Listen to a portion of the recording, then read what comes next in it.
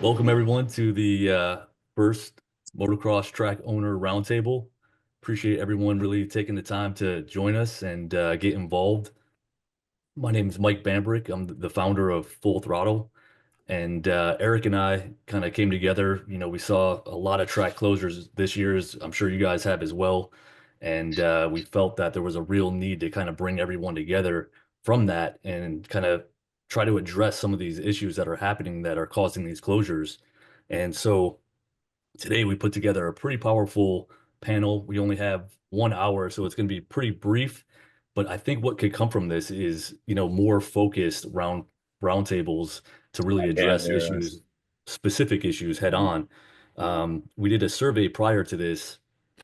We conducted it with track owners, and the one astounding measurement that really was prominent to us was that 100% of those that took the survey wanted to network and connect with other track owners. And so that really prompted this meeting specifically to see what else we could kind of build from here. So I'll turn it over to Eric. He's going to moderate today, and I'll share my screen and we'll jump into the panelists. But thank you again for joining today.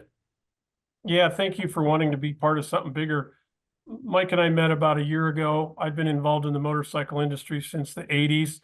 I knew Roy Jansen when he was a young man, and so was I. I worked at the Motorcycle Industry Council, built my own helmet companies and protective clothing companies, and now I'm a consultant and an expert witness that defends motorcycle manufacturers and accessory and protective apparel manufacturers.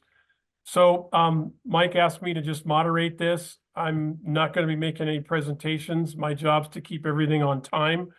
The idea behind collectively pulling all of us together is that we're going to learn from each other's mistakes and our successes. We're not quite a not-for-profit trade association, although I just helped put up the National Powersport Dealer Association. I'm also working with the road reps in the industry to put together an association. But after talking to Roy Jansen, who's on this call a couple of weeks ago, if we get too organized and put up too much website and too much information, can that work against us? So it's going to be up to the group to network amongst yourselves. I think it's great that Mike Bambrick is doing this and is going to share insurance companies, financial companies, marketing and branding company names, and then of course names between all of yourselves so you can network. Our idea here is to just do what we can to preserve, protect, and promote the motocross industry. AMA is on this call. Thank you for being here. We do not have, a hidden agenda here other than to help the industry grow. And we need their advice as well, particularly for mom and pop motocross tracks, second and third tier tracks that need help, that need insight, that need to know where the industry is going so they can help plan their business better and create a feeder system into pro motocross at the top of the pyramid. But we do that, of course, like with events of Loretta Lynn's, building it for youth so that we can have better and more competitive motocrossers to compete on the world stage. We all love the sport. With that, I'm going to introduce Render Freeman on our first category here for 10 minutes or so, Render. I know you've got a plane to catch, but on the front of legal and regulatory landscape. Render, can you tell us a little bit about your background, what it is that you do to an audience that perhaps never met you before, and how can you help us on the topics of legal liabilities and the regulatory landscape on the horizon? I'll turn it over to you, Freeman. My name's Render Freeman. I'm a lawyer in Georgia, and I got to throw out that disclaimer that y'all are from all over the country, and so I can't really give you advice on your states, but I can give you a window into how things work in Georgia and why I got involved in a motocross case. I was the plaintiff's lawyer. I'm the one that you guys are worried about, and I think that by the end of the presentation, I hope to kind of alleviate some of your concern because in the case that I was involved in, it was such an outrageous scenario and such bad conduct on the part of the owner of the property specifically, not his people, but he himself was a defendant and was the primary actor in the situation. I typically I've been practicing law for 30 years. I only handle medical malpractice cases at this point. So I sue hospitals and doctors and rarely nurses when they really screw up. And I think doctors are the same way and hospitals are the same way. I think hospitals are a little more sophisticated. Doctors sort of have nightmares about the thing goes wrong and you get sued for something frivolous. But I'll tell you, I turn down easily 95% of the cases that people bring to me. It has to be egregious conduct and there have to be just terrible, terrible consequences. So every now and then I'll take a case that really, I'll just say it the way I say it to other folks, that pisses me off. And this case pissed me off.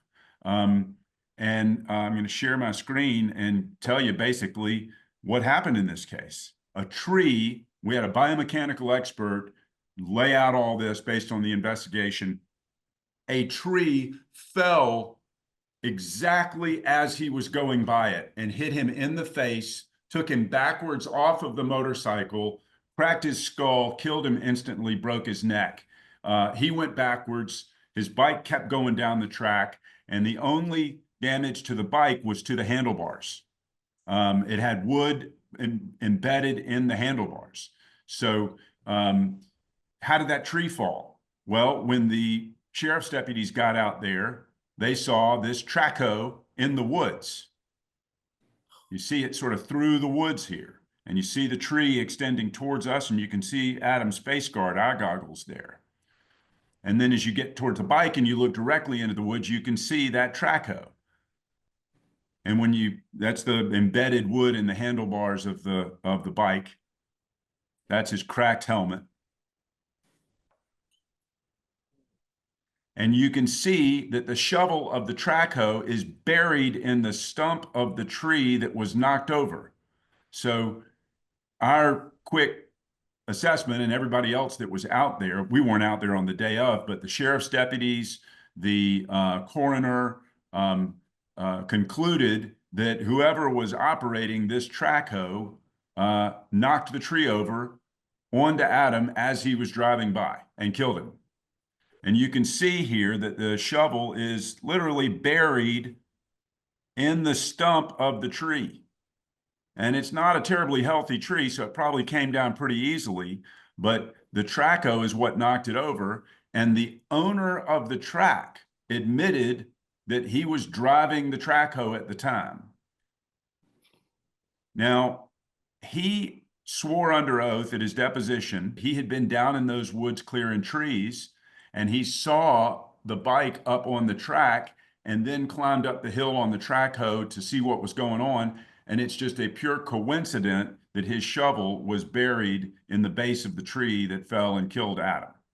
So that was his story, and we didn't accept it, and we filed a lawsuit and tried the case to a jury of 12 regular people from Greene County, Georgia, which is not exactly, the kind of community that you would think would return a huge verdict. The hard dollar losses to his family was $22 million because he was going to work for another 20 years as an orthodontist making, the big bucks. Orthodontists do really well. And Rinder, to move things along, is the lesson here to just separate track maintenance events from riding events? The lesson is that, yes, and it's close the track when you're working on or near the track. Yeah. He knew that the track was open and testified to that effect. You've got zoning and safety regulations and standards here as bullet points. We've only got a few more minutes left, but I want you to get really sort of the omnibus and overall points here to those track owners that are listening on what to do or not to do. Well, it's going to vary. Zoning in particular is going to vary from state to state and from county to county. So you're going to need to have a lawyer in the county where your facility is to give you advice on zoning.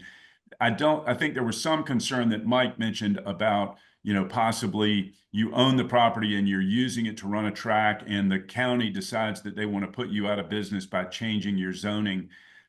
That typically is illegal and would constitute a taking, like when they take the front yard to build a 4-lane. If they if they change the zoning laws and put you out of business, that can be an unconstitutional taking that they have to compensate you for. But I would advise you to have a good local lawyer that knows the local board of commissioners on the zoning and the planning to advocate for you and to be kind of watchful of that sort of stuff. I can't really comment on regulatory. I'm not sure what the regulatory structure is around motocross facilities. If there's even a federal system, it's probably also regulated on a local basis. But the key here is to, do what you guys are all already doing, run a safe ship, do the best you can to create a safe track. There is I've got a $22 million verdict against all of these entities, and the judge added attorney's fees to that. So it's a $30 million verdict at this point. And another lawyer in a different scenario had a case against these facilities where they covered it up. A kid got hurt. He went off the track and hit an exposed pipe and ripped his leg up. And the guys panicked and they went out there, and the allegations were that they were trying to cover it up and bury the pipe. That just made matters worse. So, hey, let me ask a question. This is Rick Lindsay. I own Prime Insurance Company, and I do all kinds of recreational cases. Yeah. Took a case to the Supreme Court in California called Sains versus Whitewater Voyages in the 80s, and was told release forms were no good. So you have a $22 million judgment. How much insurance did they have? Zero. And they had a release form that everybody signed saying that they're not responsible for negligent acts, which is enforceable in Georgia. But it's not. You can have a release as to negligent act, like just that you fell. But not gross negligence. But not gross negligence. That's exactly right. This is also simple. I've been doing this since the 80s. And all of this comes down to stop being stupid. Find an insurance partner that you trust. Most people don't report claims if they have insurance. And I say, why don't you report your claims? Because I'll get canceled.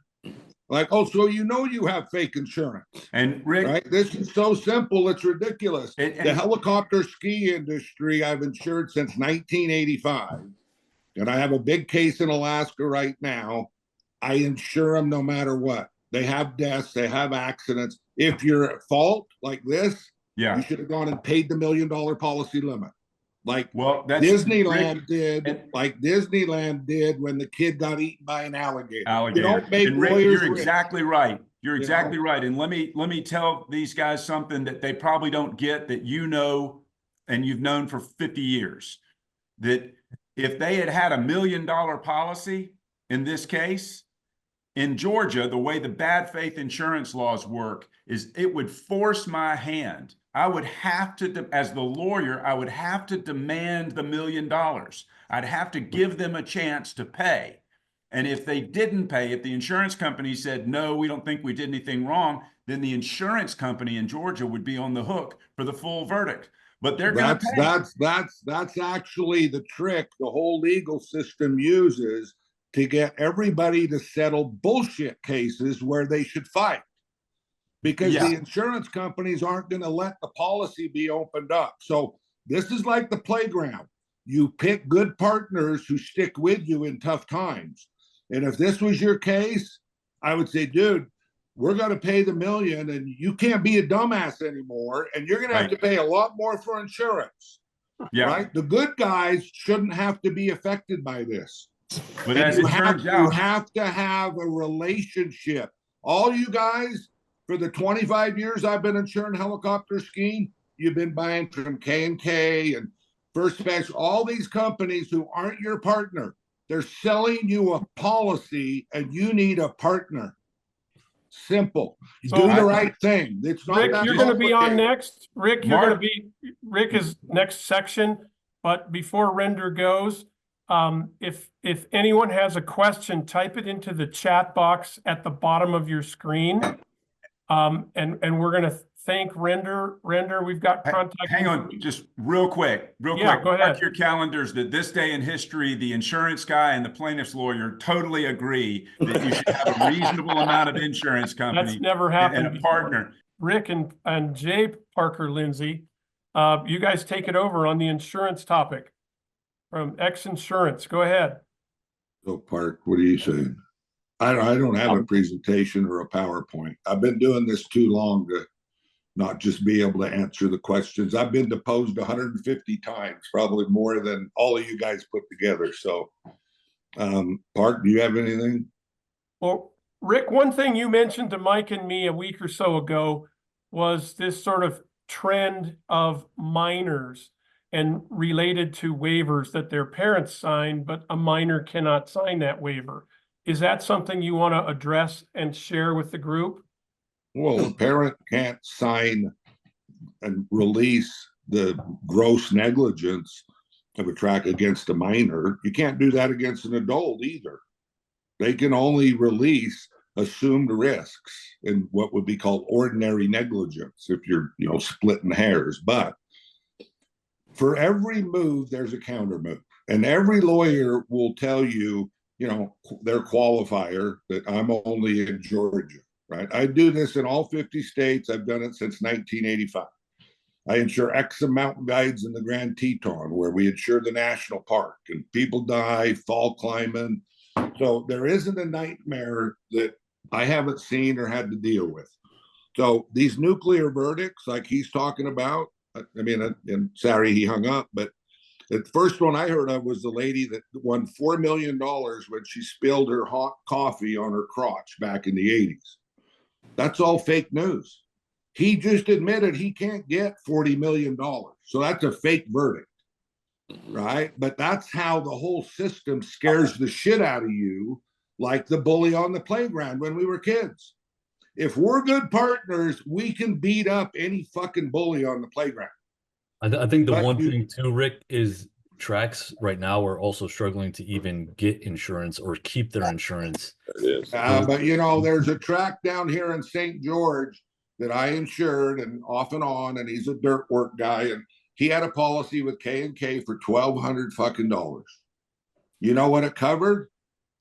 Nothing. Basically, it's like a spectator premises liability policy. Anybody riding is excluded. So that's not real coverage, right? It's like if you own a bar and I say we don't cover the liquor and you got to go buy liquor coverage separately. That means I really don't want to insure your bar. So when you insure tracks, you should insure the participants. You include the people who are going to get injured and sue you.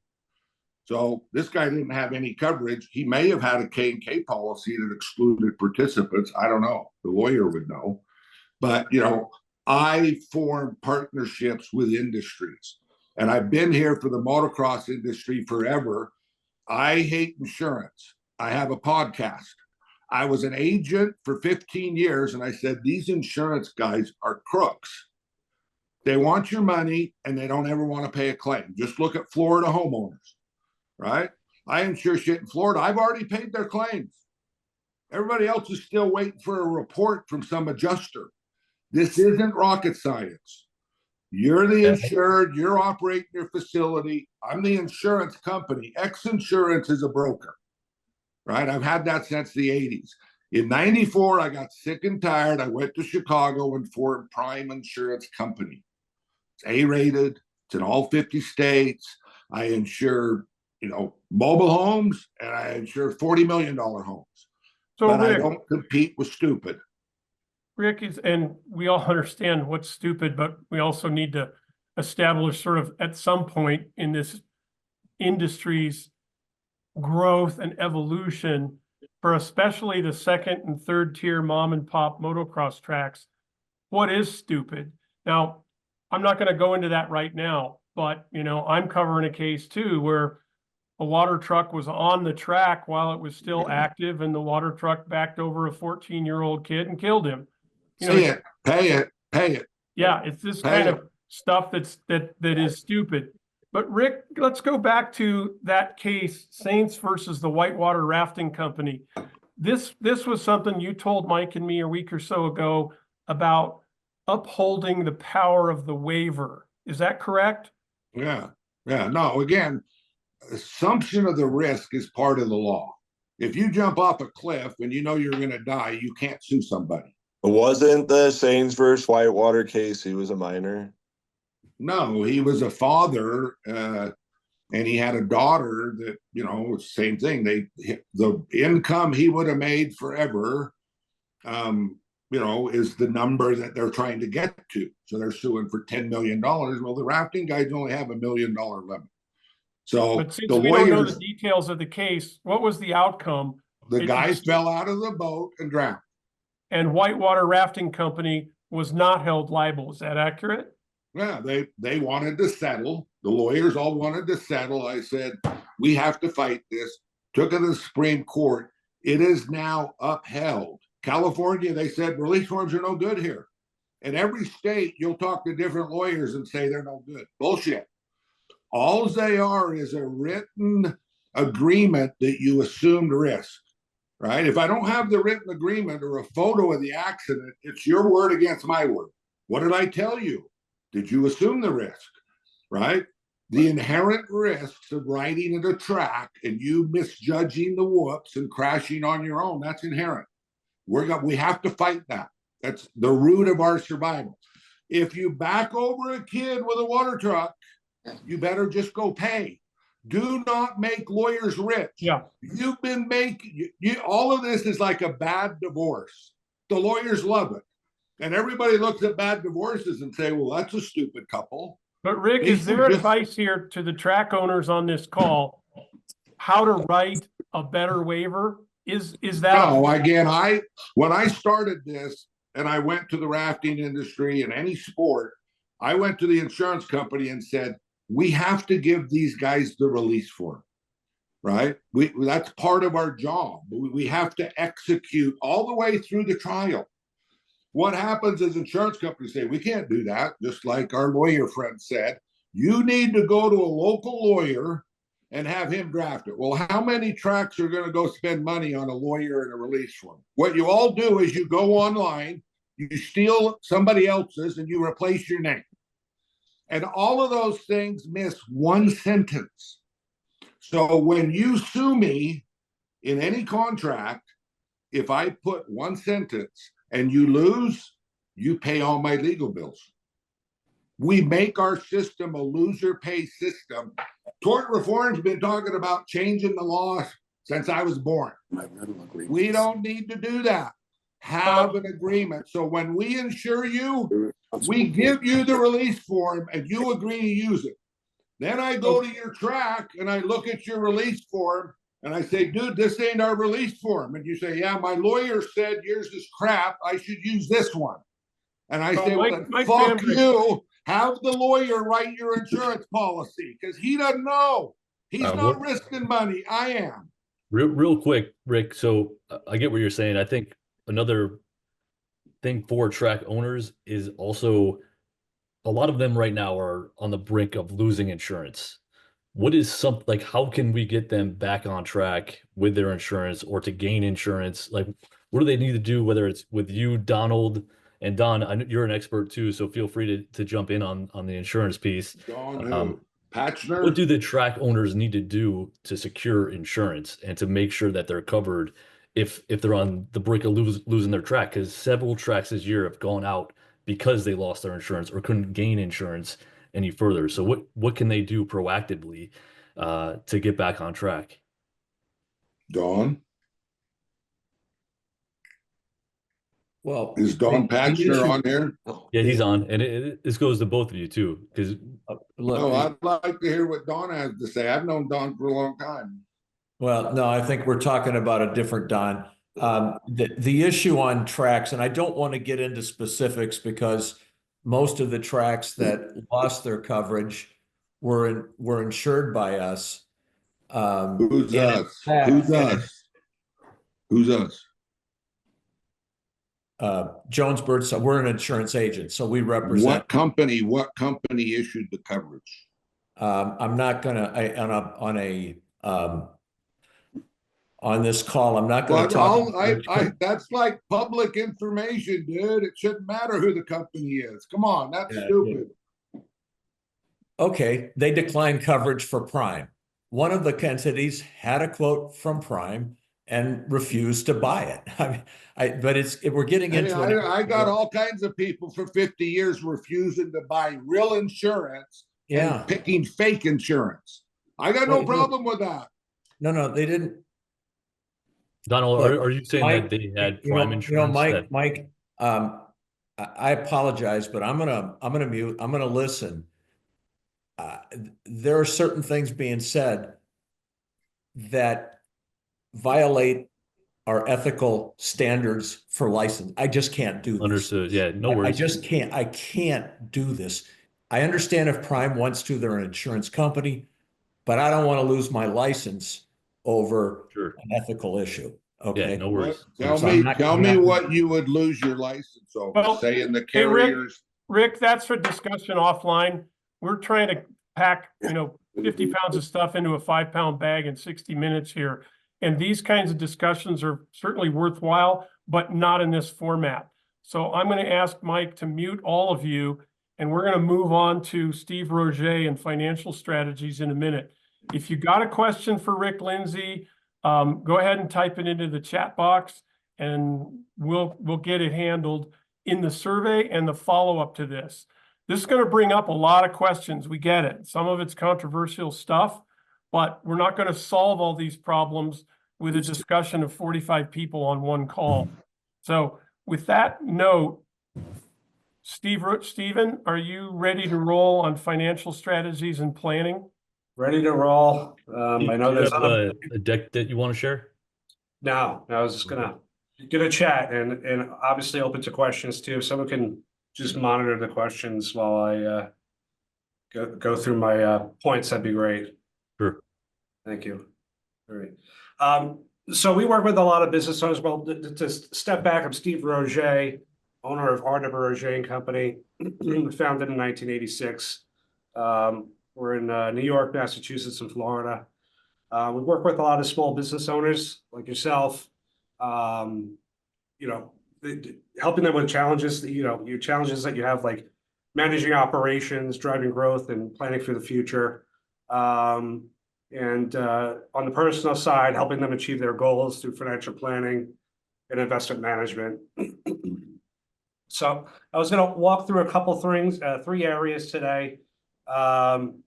Just practical tips that you guys could actually use. And then we also have a financial planning checklist specifically for motocross track owners that we could share after the presentation. I think either Mike or Eric was given to it. So first area is budget and cash flow prioritization. It's to help keep your cash flow on track. Running motocross tracks comes with their own set of unique financial challenges, maintaining facilities, especially managing safety protocol, which seems like very important so far in this roundtable. And then competition is fierce, so you're always competing in a crowded market. So here's a couple ways that you can streamline and improve your cash flow.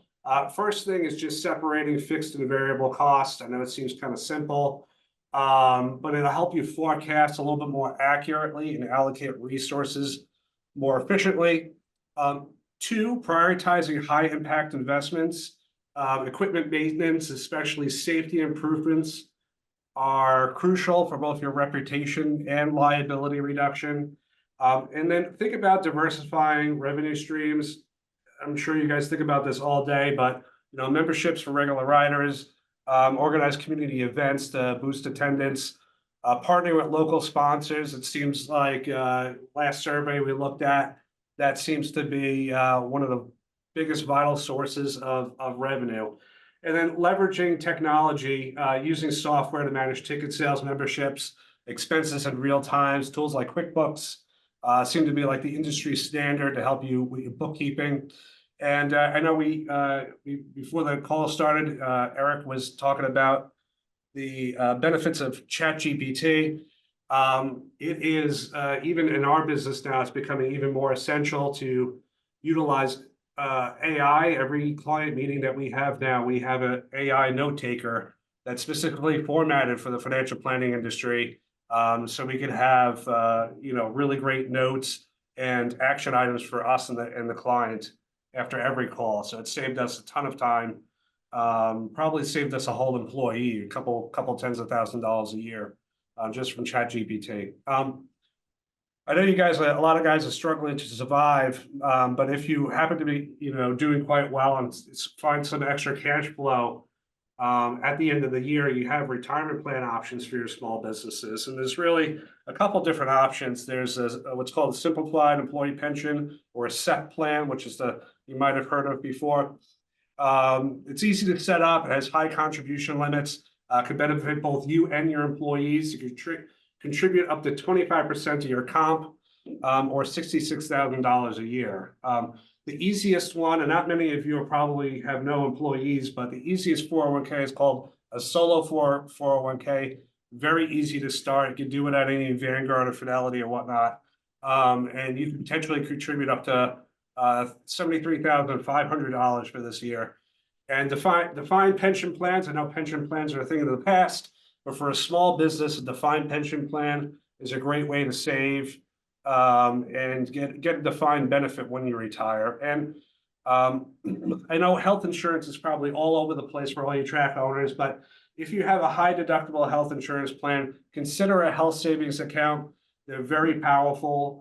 You don't even need to use them for health expenses while you're working. You fund that account, let it grow like an IRA, and then when you retire, you pull that money out tax-free and use it for health expenses. All right, and then the third area I wanted to touch on is about partnering with a team of experts that you can trust and have on your back. I know we've heard some great speakers today that certainly I'd want in my back pocket in case something happened and I really needed a professional to help me out. So consider a CPA or even an enrolled agent or some type of tax professional. They can even help you, keep your books clean. Look for tax optimization strategies. Navigate any liabilities or obligations that you find yourself having.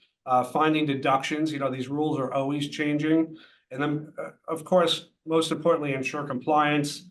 You never want to be audited, but when you do, it is really helpful to have a tax professional in your corner. We are what's called a fee-only financial advisor. So fee-only, we help with investments, retirement plans, risk management based on your goals. And the term fee-only is very key because we are only paid directly from clients. We don't accept commissions. We're a fiduciary. By law, we have to act as a fiduciary, which means we put your best interests first. So not every advisor is a fiduciary, and less than 2% of advisors out there are actually fee-only financial advisors. A third team that member of the team, you should have insurance specialists. Rising costs of insurance are a top concern for the industry. An insurance expert can help negotiate better rates, explore alternatives, and costs, mitigate liabilities, and protect your business. Certainly want an attorney with all these agreements or contracts that you have, critical for addressing legal liability, ensuring you're protected under those contracts and up-to-date legislation. And fifth, you probably don't hear this very often, but having a mentor, especially some of us are younger in the industry, having a business coach or mentor, often underestimated, but they can provide valuable insights and strategies to help you grow your business.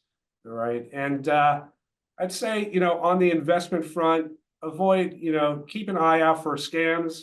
They're becoming more and more prevalent nowadays. When you hear something that's too good to be true, returns, people touting returns like, 16, 18, 19% per year with little or no risk. It's a huge red flag, and we see more and more of them. Hell, there's radio commercials for half of this junk. So just, keep a level head on when you hear, investment opportunities that are too good to be true. Don't take people's word for it. Always verify. You can trust, but definitely verify, and get an expert to review any type of investment that you're ready to make, maybe with your, hopefully your fee-only advisor. Well, Stephen, maybe you could become that mentor for all of these second and third tier motocross track owners on a financial basis.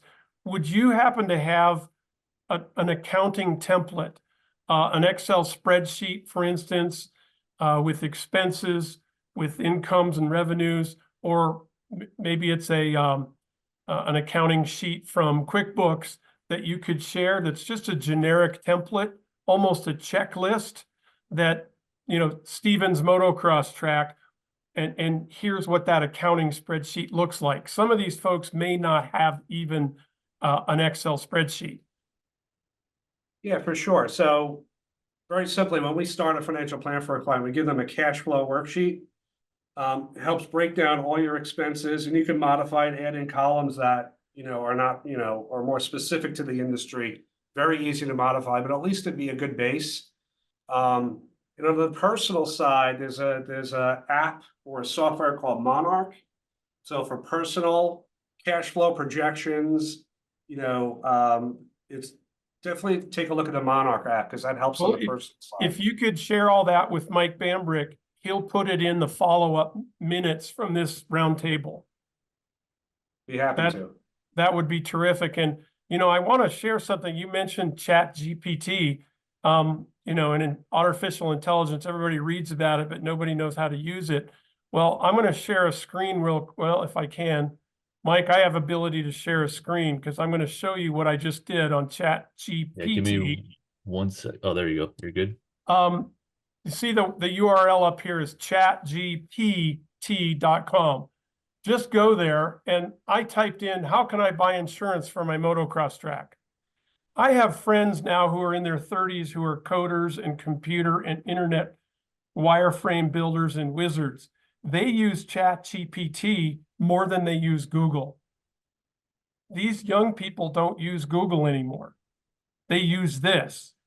And, I was telling Stephen just before this meeting started, I'm restoring an old CR500 Honda from 1983.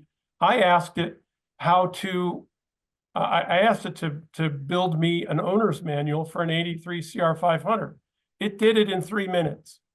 It taps all the information from all the internet and gives it to you as long as you learn how to ask very specific questions. And, here's how to use it. I use it pretty regularly. Just type in, how can I buy insurance for my motocross track?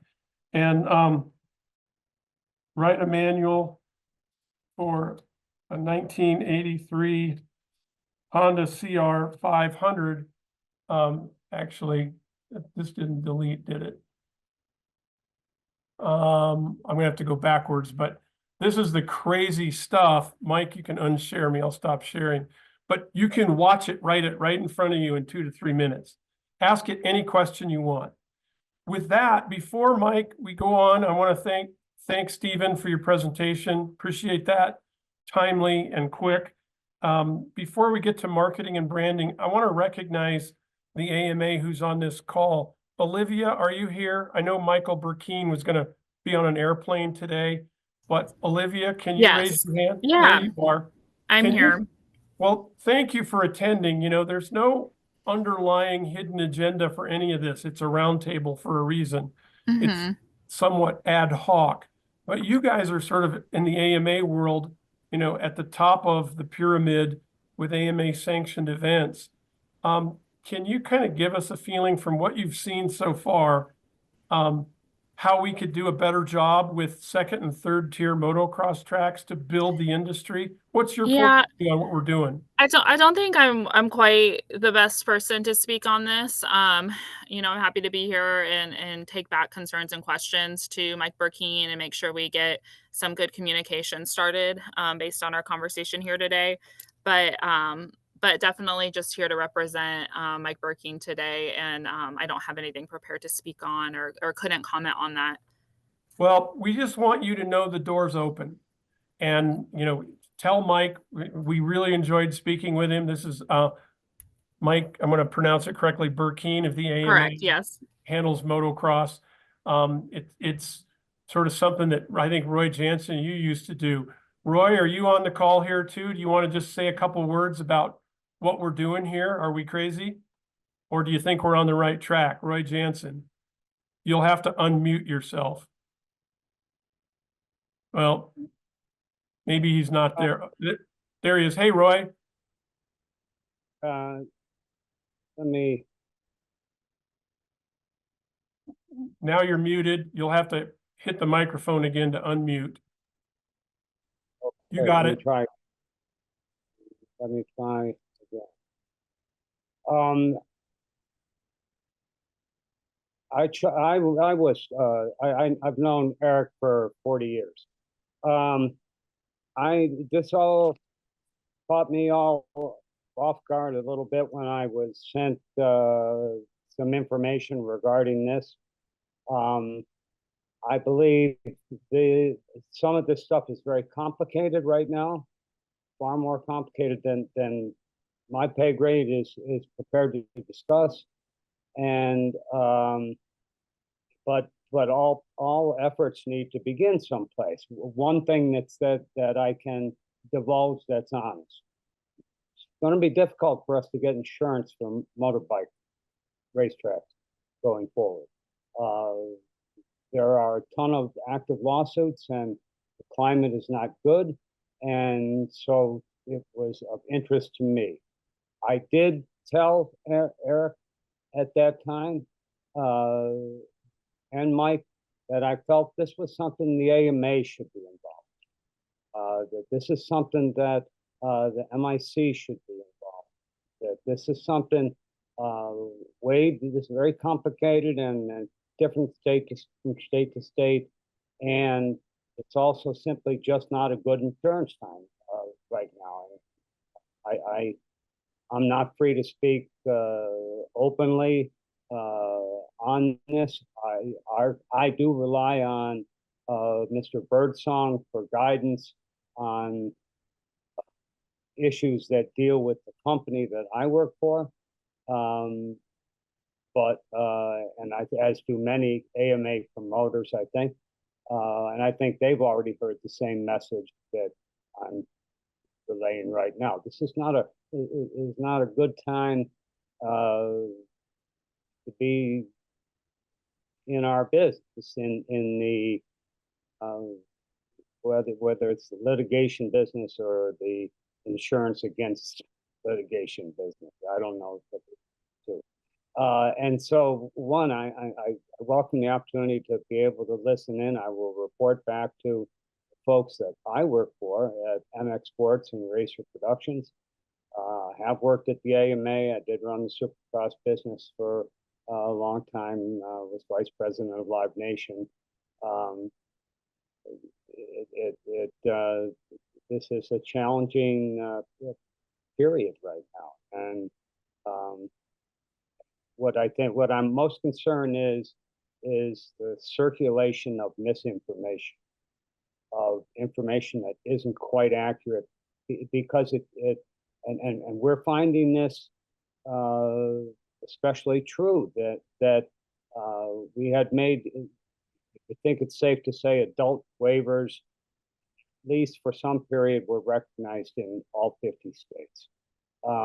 Youth waivers were never recognized everywhere, but were generally recognized simply because of the growth of adventure recreation, whether it was skiing or whether it's rock wall climbing or whether those sorts of things, and the need for parents to be able to allow their children to do things that would be deemed as adventure recreation opened up for a while the youth. The recognition of youth waivers, that politically, to my understanding, has gone dramatically in the other direction, and that there are many states right now that do not, or in the future will not, recognize adult signed youth releases. I couldn't even guess it in my. I'm 75 years old and working since '64 in this business. I've never seen it like this, and But Roy, that's why we want to keep you on the team, because you have so much experience, more than some of us combined. And I appreciate your time in being here. The fact that you have built this sport from what it was in the '70s, from Trans Ams to what it is now, and I appreciate your service to the world of motocross, literally the world. So thank you for that. We're going to move on here, but Roy Jansen, everybody, he's kind of the father of American motocross to me, all the way back to the 70s when I was racing CZs and Huskies. So that's the man. That's the grandpa that we should all be mentored by. Roy, we so much appreciate it, though. Mike Bambrick, it's time to move on to our section real quick. And then I've got a couple of things to sew this all up in the end. Sure. Thanks, Roy. Roy Jansen, everybody. Thank you, Roy. If you Appreciate had a it. chance to give applause, I would start that right now. Definitely. In the next few minutes, Mike and I kind of have a little bit of marketing and branding information that just to titillate your curiosity about how to build your relationship either with local businesses or motocross related brands. You know, I know all the folks at 100% Goggles, Bell Helmets. There's a new helmet brand coming to Anaheim too this year that you'll hear more about that I'm helping to launch. But banners for your catch fences, sponsorships from local pizza parlors. You know, we're going to put together a branding program, I think, that will certainly be helpful on how to solicit assistance, not necessarily monetary, but perhaps in the way of product, which you can turn into cash with raffles, sweepstakes, or any kinds of contests that you might have, and obviously race awards. Mike, do you want to talk a little bit about tools to market your track that you've seen other track owners using? Yeah, sure. I think the obvious is Instagram. That is a huge platform that helps kind of spread the word. We've developed fullthrottle.mx, which is another opportunity for you guys to put your track out there. We have a lot of SEO tools kind of built into our system to help spread the word and make sure that your track's getting noticed in Google. And then, as we mentioned before, you know, I think track safety and also just how you're handling not only your guests, but the riders that are at your facility helps build your brand from an internal to an outward perspective as well. So just a few things to think about on that. Well, even something as simple as how to write a press release. Yeah. And teaming up You with know, your local we can community share too. with you what a press release looks like. What was that, Mike? I saw a glitch there happen? Sorry, I was just saying that to your point about the press release, also teaming up with your local community to create events and then using a press release and teaming up with, you know, the local news station, local radio to make sure your events are getting the proper Oh, announcement. yeah. And those radio stations will do a remote transmission from your track too. Some days it's actually pretty fun. And, you know, I was raised in Southern California in the 70s, and I was on the high school motocross track team. I hated football and baseball. It had to have an engine and two wheels. Why can't high school motocross teams come back into the industry? It's just an idea, but it's something Mike Bambrick and I may be working on for templates in the future. With that, Mike, anything else you want to add sort of in marketing and branding? We don't have a lot of time, but you know, we touch on these things. It's something that this group can pool together. Is there anyone in the group here, by raising your hand, that has a great success story on marketing and branding that worked for you that you want to share with the group? I understand if you're shy. Dan, let's unmute Dan there in the middle of the screen. I'll say this. I don't know that I'll share a specific story, but my day job. So my track is my retirement business. I'm finally going back to doing the thing that I love. My day job, I actually own a media and communications company, and I do branding and marketing materials. So what you're talking about, I've been doing for about 20 years. Now, most of what I do now is for large banks, financial industries, stuff like that. But yeah, I do a lot of this stuff, and I will say this: having an online presence is incredibly important. Making sure that your pages are tagged properly so that when people run a search, hey, where can I find a track to ride? You're going to come up high in the results. But more importantly, like in my case, I run a school for tourists, basically. I won't get into the details right now, but what I do is I go to the local tourist areas and I get friendly with all the local people where people might come on vacation so that I can put all my flyers out there and say, hey, come on over. Now, if you just have a track and you're looking for local riders, you'd want a different strategy. But it's really important to understand who your target demographic is, who are the people that are probably going to come to your place and be good clients and be good customers, and frankly, how you can encourage them to speak to other people. Those are really sort of the key things that we look for and encourage. I don't know if that helps. I'm trying to truncate a lot into 30 seconds here. Well, it helps for us to know who you are, and I've just got you on our attendance list now, and you are marked as the media and marketing expert. Okay, fair enough. Well, Awesome. If there are, yeah, I mean, if there are any questions, I'd be happy to help or speak a little bit more. But your target demo, knowing who you're talking to and how to speak to them, is really important. Well, that's very cool, Dan. Appreciate the insight. I know we only got a few more minutes. I'm going to share one more screen, sort of skipping topics. One of the cases that was being shared earlier during the insurance section is this case, Science versus Whitewater Voyages. You guys at the Diablo Motocross Track might want to look up this too. Science versus Whitewater. This, I believe, and I haven't dug into it a lot, really reinforces the power of the waiver. And I believe this was it California or not? I'd have to go look. But you might study this, SAENZ versus Whitewater Voyages. Just something of interest, and it's about waivers. Cash, I know you had a question more about, this is just answering the Q&A section. You have 2 cross-country racing series and you have trouble finding insurance. You're paying $1,800 a week or weekend. The new thing is that they won't cover minor participants, I mean below 17 years old, unless I partner with the AMA. Cash, are you able to unmute yourself? Where are you? Yeah, I'm right here. There. We got time just to really handle your question, and then we're going to pretty much close up shop, and Mike Bamberg's going to summarize what will happen next. But Cash, tell us your issue.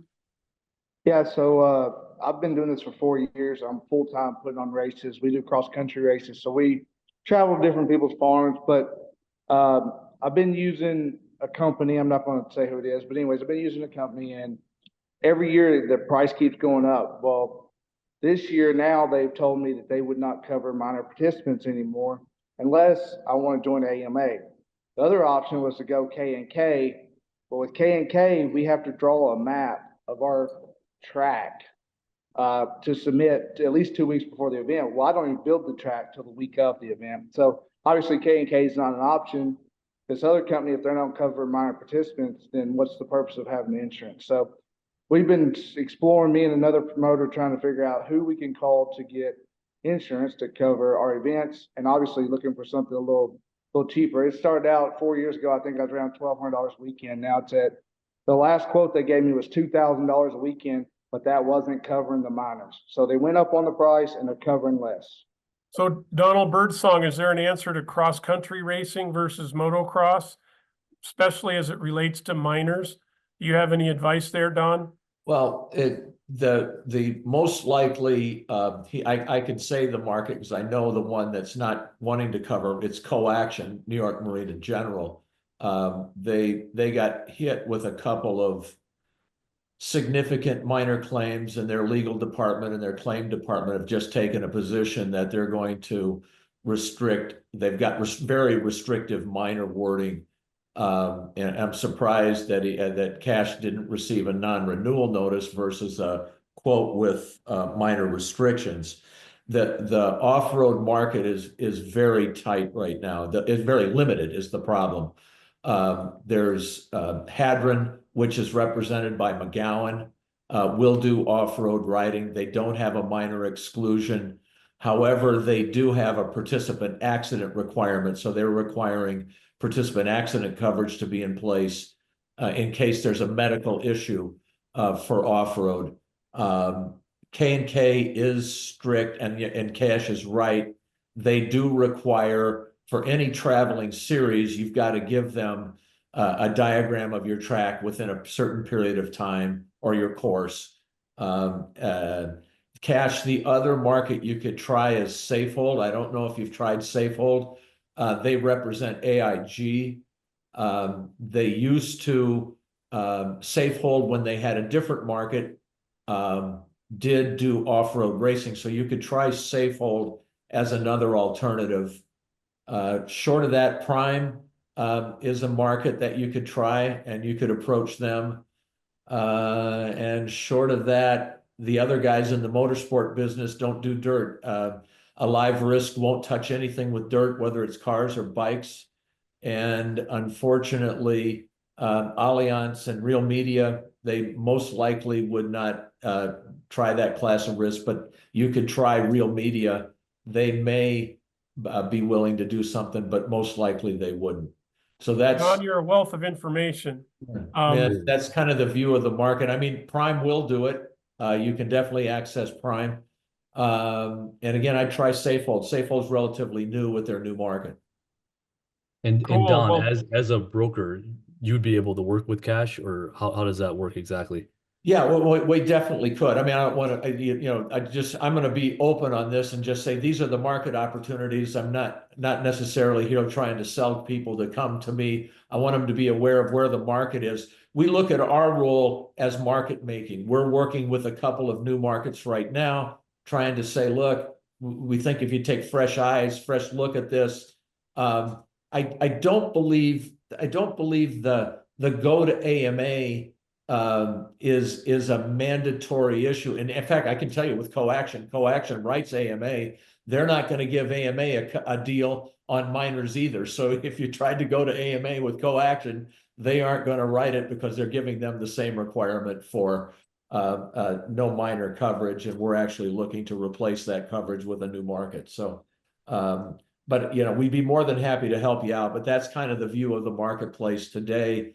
And like I said, we're working with a couple of new markets to see if we can get somebody to come in and make a better market. So, well, that's great. Mike Bambrick, I'll let you do the matchmaking there between Cash and Don. We're at the top of the hour. Our time is up. You guys are all and gals are busy. So I want to make sure we respect your time. Mike Bambrick, could you summarize what's going to happen after this meeting with either minutes, recordings, and/or a survey? I love your surveys. They're really quick and easy to answer, but it also gives us feedback from the entire group. Mike? Yeah, for sure. We'll send out the recording from this meeting, as well as Eric mentioned, a brief survey just to get your collective feedback. And if we see a need to do another roundtable that maybe is more specific, potentially just one on insurance, we could do that as well.